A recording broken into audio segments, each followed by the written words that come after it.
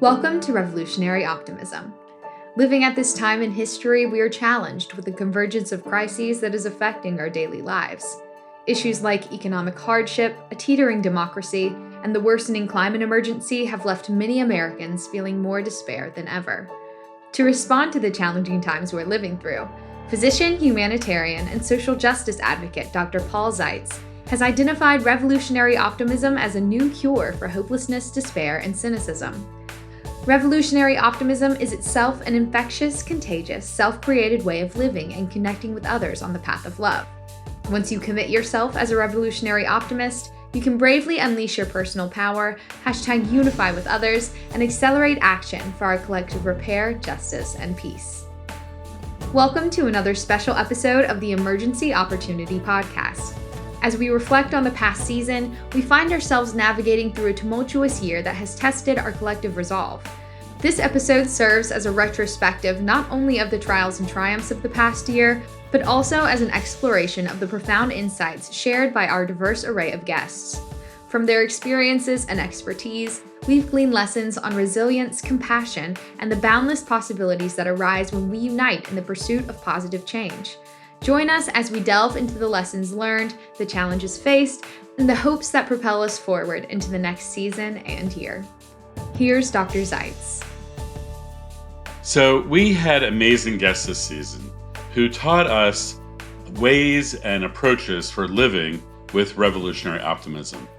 We heard from Barbara Lee about how Black women in our country just rise. They don't have time or privilege, basically, to whine or complain. They just have to keep fighting.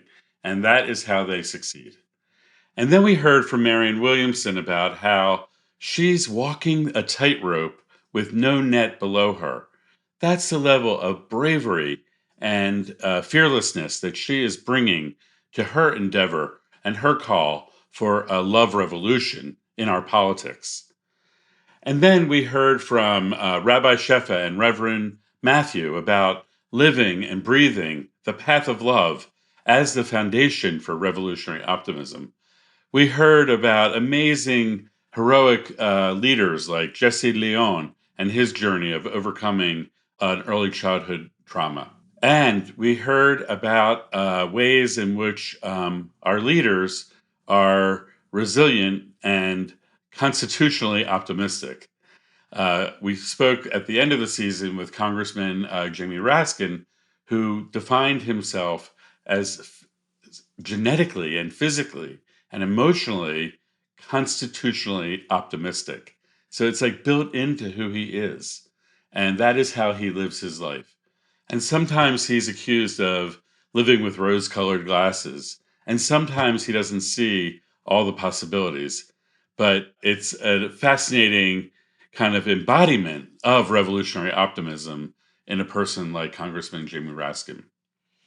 Then we explored several of the major themes and topics that are affecting our lives and our country and our world right now. Humanity is going through a passage.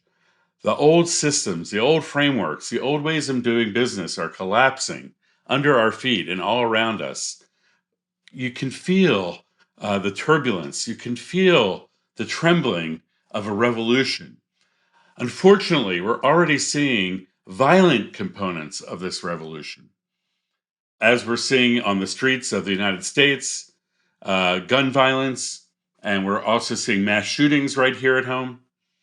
In addition, we're seeing a war in Ukraine and Russia that's killing many and destroying communities.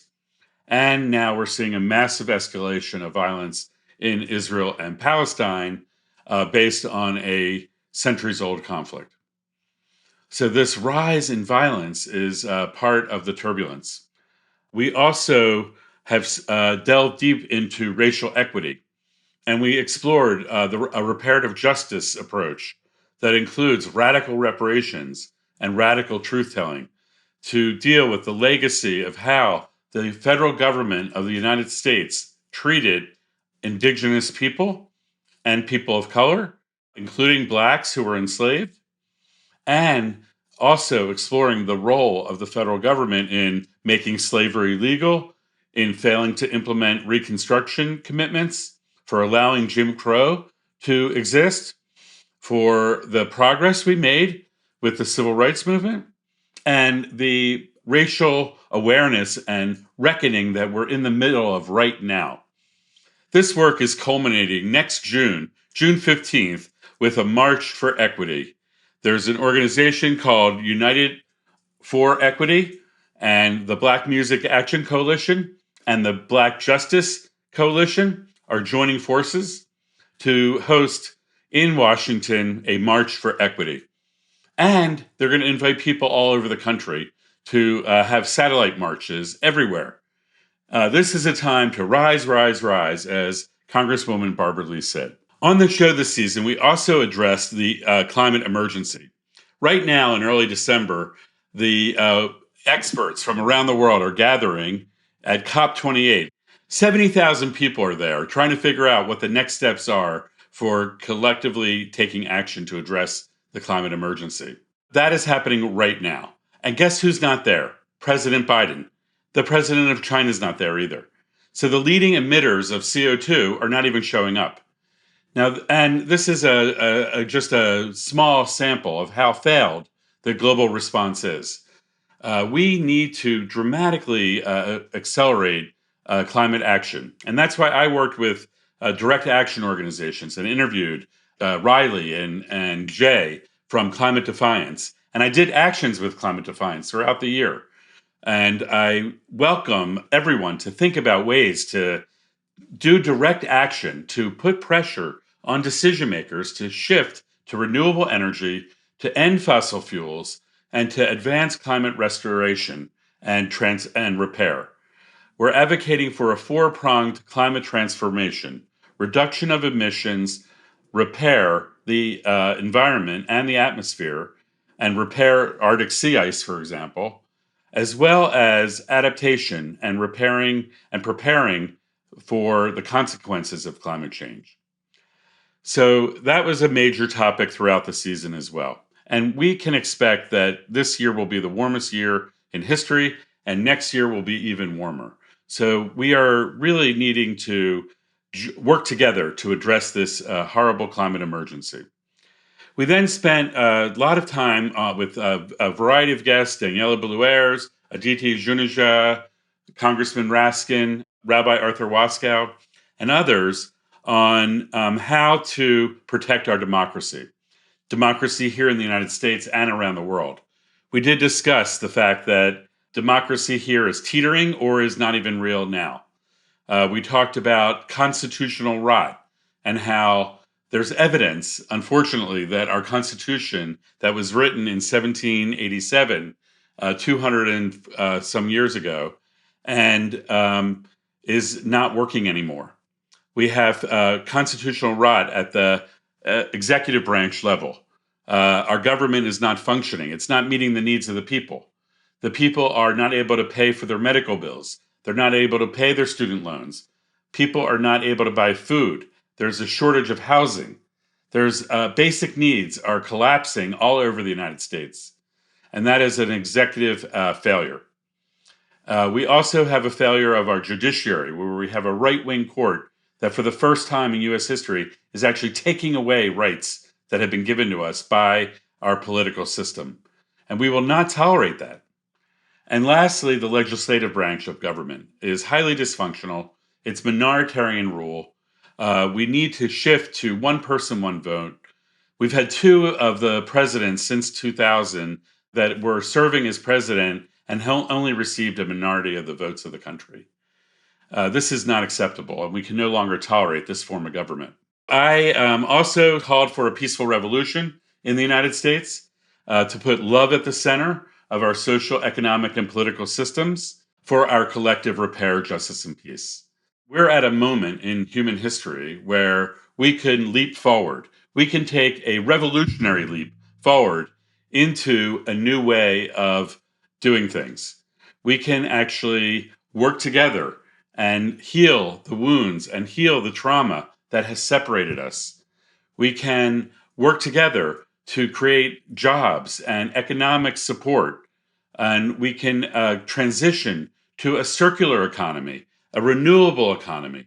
We can get rid of this extractive economy, and we create an economy that is like sustaining ourselves and our relationship with our sacred earth that we're living on. And we can restructure democracy for the 21st century. We can shift to one person, one vote. We can make sure that we have majoritarian rule, and we can make sure that minority rights are heard, respected, and incorporated into everything that we do. We've been in the minority, the people who want to live with love and peace, and we are now ready to assert our leadership going forward in 2024. We can no longer wait. We also confirmed on our show this year that we are in the middle of an authoritarian takeover in the United States. This is not something that is approaching us. Experts on the show across the board agreed that we are in the midst of an authoritarian takeover. And so I think this is a time where we really have to make a choice. We have to choose between repair or destruction. We have to choose between repair and healing or authoritarianism and destruction. We have to choose between repair and addressing the climate emergency or destruction, leaving it unaddressed and ensuring the likely scenario that human extinction will happen in the not too distant future. So we have a choice. So our invitation is to live with revolutionary optimism. It's your own self-created way of living and learning and loving on the path of love as we enter 2024. And the beautiful thing about it is that we're in this together. We build sacred community. We do peace crafting. We join forces. We unify. And we explore ways of building power so that we can bring forward a new way of living and being that puts love at the center for our collective repair, justice, and peace. We can do it. It's go time. I'm really excited that we can join together during 2024 with Revolutionary Optimism. The podcast will be back. These emergency opportunity podcasts will be back. And I'm really excited to announce that a new book will be launched called Revolutionary Optimism, A Cure for Hopelessness and Despair. And that will be released as a handbook in the first half of 2024. I'm looking forward to sharing it with you and working together to build a peaceful world.